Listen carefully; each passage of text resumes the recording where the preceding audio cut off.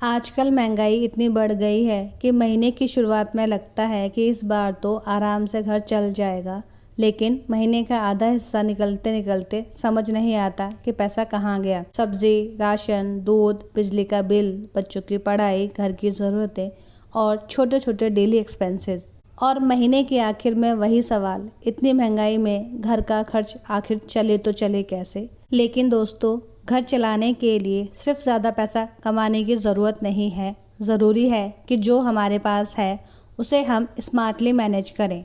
आज मैं आपको बताने वाली हूँ 10 ऐसे सिंपल और प्रैक्टिकल तरीके जिनसे आप अपने घर के खर्च को बेहतर तरीके से मैनेज कर सकती हैं।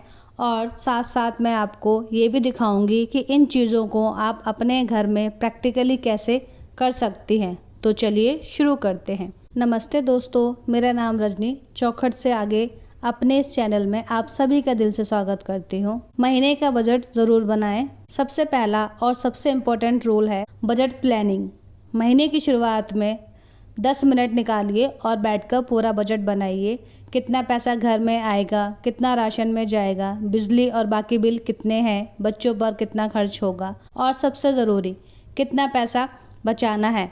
अगर हम बजट ही नहीं बनाएंगे तो पैसा कहाँ जा रहा है इसका पता कैसे चलेगा। इसलिए एक सिंपल नोटबुक रखिए और महीने का अपना मंथली बजट उसमें लिखिए। और हाँ, बजट बनाना बोरिंग लग सकता है, लेकिन महीने के आखिर में जब आपको पता चलेगा कि आपने पैसे बचाए हैं तब यही काम बहुत अच्छा लगेगा।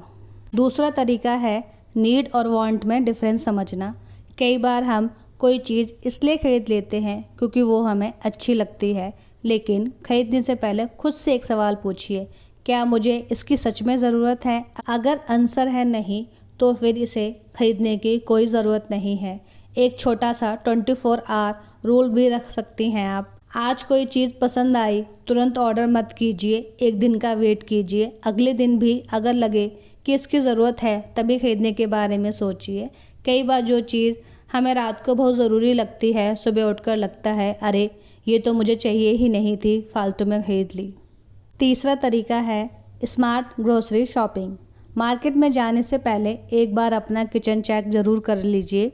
देखिए घर में क्या ऑलरेडी सामान है। कई बार हमारे घर में सामान पहले से रखा होता है और हम बिना देखे वही चीज़ फिर से खरीद लाते हैं। इसलिए पहले चेक द स्टॉक, फिर बनाइए शॉपिंग लिस्ट और मार्केट में कोशिश कीजिए कि लिस्ट के अकॉर्डिंग ही शॉपिंग करें।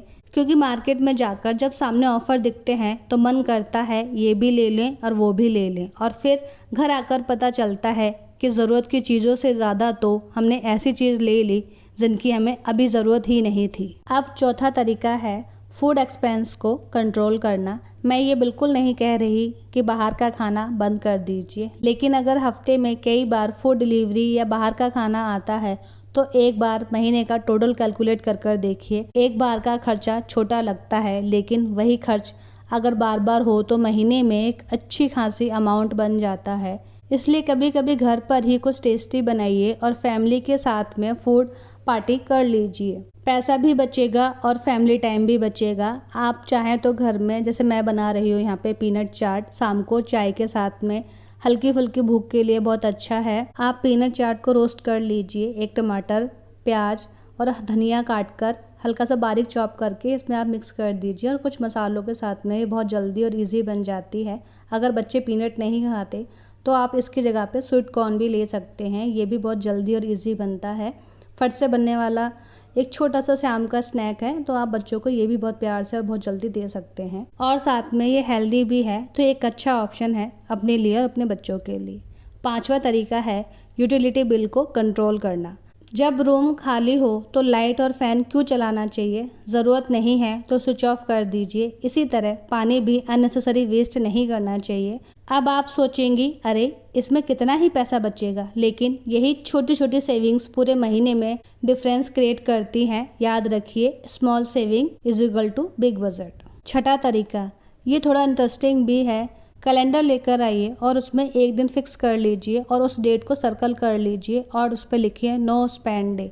मतलब उस दिन कोई अननेसेसरी शॉपिंग नहीं करनी है, ऑनलाइन ऑर्डर नहीं करना है, बाहर का खाना नहीं खाना है और बेवजह मार्केट जाना नहीं है। घर में जो है उसी से काम चलाइए। ये सिर्फ पैसे बचाने का तरीका नहीं है, ये आपको ये समझाने का तरीका भी है कि हम रोज कितनी चीजें सिर्फ हैबिट की वजह से खरीद लेते हैं, जबकि हमें असल में उसकी ज़रूरत थी ही नहीं, या हमारी हैबिट ऐसी बन चुकी है कि हमें कुछ ना कुछ बाहर का खाना ही है। जब हम ऐसा करेंगे तो आप देखना कि धीरे धीरे ही सही, पहले हमने एक दिन छोड़ा, फिर हमारी हैबिट बन जाएगी कि महीने में कम से कम 3 से 4 दिन हम ऐसा नहीं करते हैं। एक तो हम बाहर के खाने से, जंक फूड जो इतना खाते हैं उसको खाने से बचेंगे। दूसरा, हमारा बेवजह जिन चीज़ों में पैसा खर्च होता है उससे भी हम बचेंगे। 7वां है रीयूज और रिसाइकिल करना। हर चीज़ खराब होने पर तुरंत फेंकना ज़रूरी नहीं है। कई चीज़ों को हम दोबारा यूज़ कर सकते हैं। पुरानी अच्छी बोतलों को स्टोर के लिए यूज़ कर सकते हैं। पुराने कपड़ों को क्लीनिंग क्लॉथ बना सकते हैं। और ऐसे ही पुराने बॉक्स में छोटी चीज़ें ऑर्गेनाइज कर सकते हैं, जैसे कि मैंने यहाँ पे किया है। मेरे पास में एक ये बॉक्स रखा हुआ था, इसको मैंने ज्वेलरी बॉक्स के रूप में यूज़ कर रही हूँ और काफ़ी अच्छा भी है। ऐसा नहीं है कि इसमें चीज़ें इधर से उधर हो जाती हैं। अलग अलग बॉक्स बने हुए हैं, हर एक बॉक्स में आप सामान रख सकते हैं और ये यूज़ में भी आ जाती हैं।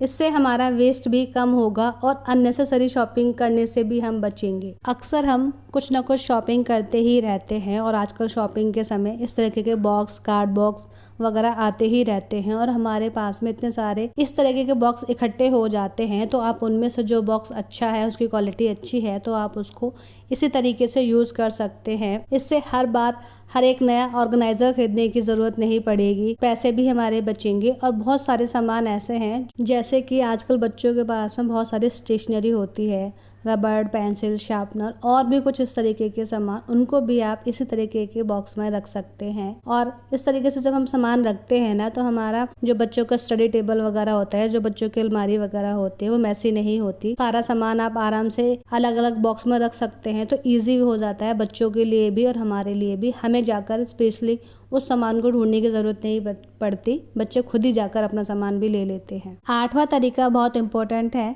Don't by just because it's on sale.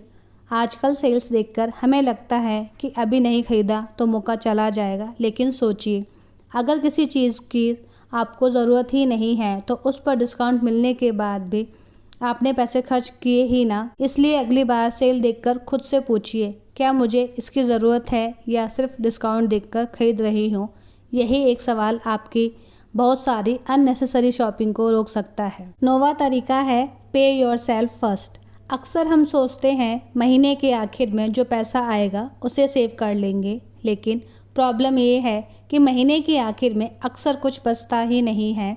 इसलिए अगर आपकी फाइनेंशियल सिचुएशन अलाउ करती है तो पैसा आते ही एक छोटा रकम अलग रखने की हैबिट बनाइए। अमाउंट छोटी है तो भी कोई प्रॉब्लम नहीं होगी, क्योंकि शुरुआत अमाउंट से नहीं होती, शुरुआत हैबिट से होती है। और अब आता है सबसे इम्पोर्टेंट स्टेप, एक्सपेंस ट्रैकिंग करना।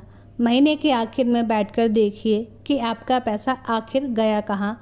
ग्रोसरी में कितना, इलेक्ट्रिसिटी में कितना, चिल्ड्रन के लिए कितना, शॉपिंग के लिए कितना, और सबसे ज़रूरी अननेसेसरी एक्सपेंस में कितना। फिर अगले महीने के लिए डिसाइड कीजिए कि कौन सा खर्च थोड़ा कम किया जा सकता है, क्योंकि जब तक हमें ये पता नहीं होगा कि हमारा पैसा कहाँ जा रहा है, तब तक हम उसे बचाएंगे कैसे। तो दोस्तों, घर चलाना आसान काम नहीं है। महिलाएं पूरे महीने खाना नहीं बनाती, घर नहीं संभालती, वो हर दिन किसी न किसी तरह घर के बजट को भी संभाल रही होती हैं। इसलिए अगर कभी आपको लगे कि पैसा आता है लेकिन बचता नहीं है, तो खुद को दोष मत दीजिए, बस अपनी कुछ आदतों को देखिए। हर खर्च बंद करना जरूरी नहीं है, बस बेवजह के खर्च को पहचानना जरूरी है। अगर वीडियो अच्छी लगे तो लाइक, शेयर एंड सब्सक्राइब करना ना भूलना। मिलते हैं अगली वीडियो।